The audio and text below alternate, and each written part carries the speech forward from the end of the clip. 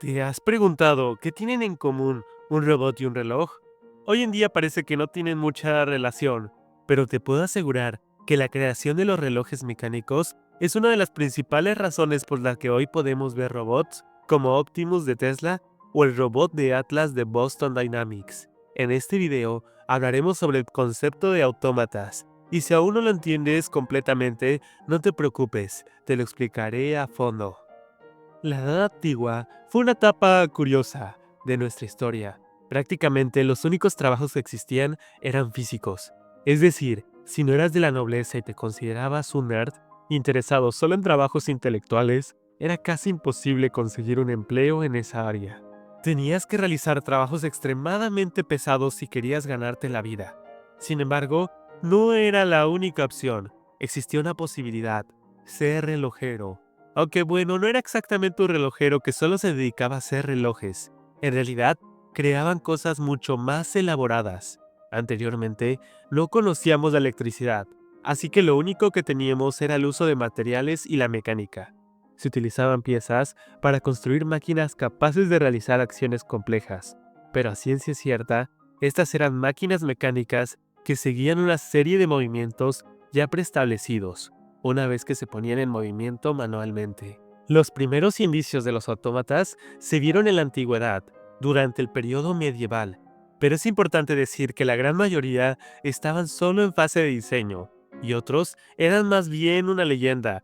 Por ejemplo, se dice que Arquitas de Tarento, quien era un amigo del filósofo griego Platón, construyó una paloma de madera que se movía con vapor o aire comprimido. En Oriente, los primeros relatos de estos sistemas datan de la dinastía Han, en el siglo III a.C., donde se decía que se había construido una orquesta que sonaba de forma autónoma para el emperador.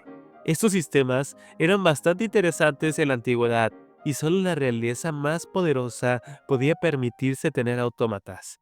Aunque eran algo simples, resultaban impresionantes para la época. La revolución de estas máquinas lo veríamos durante el Renacimiento, debido al auge del comercio, lo que hacía más accesible obtener uno.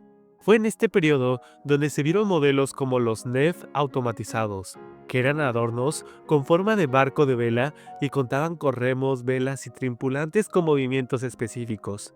Sin lugar a dudas, uno de los mayores creadores de estos dispositivos fue Leonardo da Vinci, sí, el mismo que pintó la Mona Lisa. Era una persona apasionada por dibujar bocetos en su cuaderno, donde plasmó desde un reloj hidráulico hasta un león mecánico. En esta época, creó uno de los más interesantes autómatas.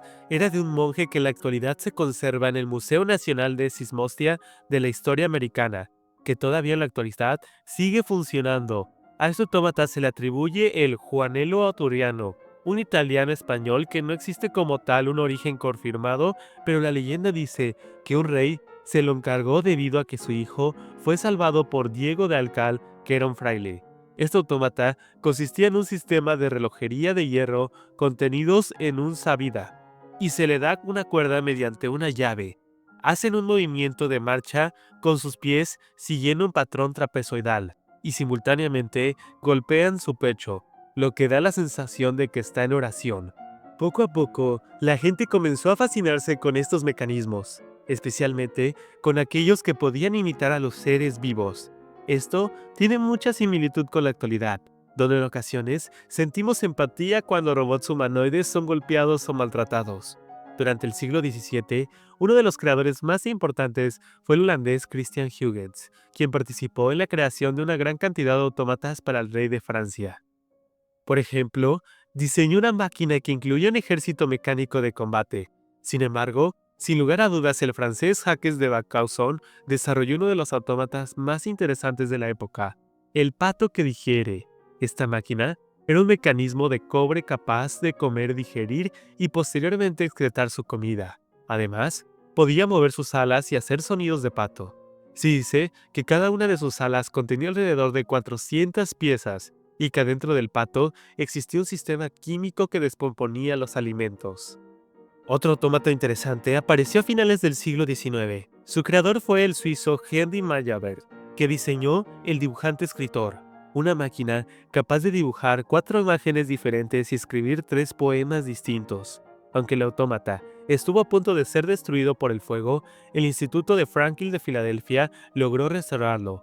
Durante los siglos XIX y XX, los autómatas comenzaron a producirse en masa, lo que hizo mucho más accesibles para el público. Uno de los autómatas más identificables de este periodo fueron los relojes cucú, que contaban con mecanismos en los que figuras o pájaros emergían y sonaban en una hora específica. Incluso en la actualidad, estos relojes siguen siendo populares.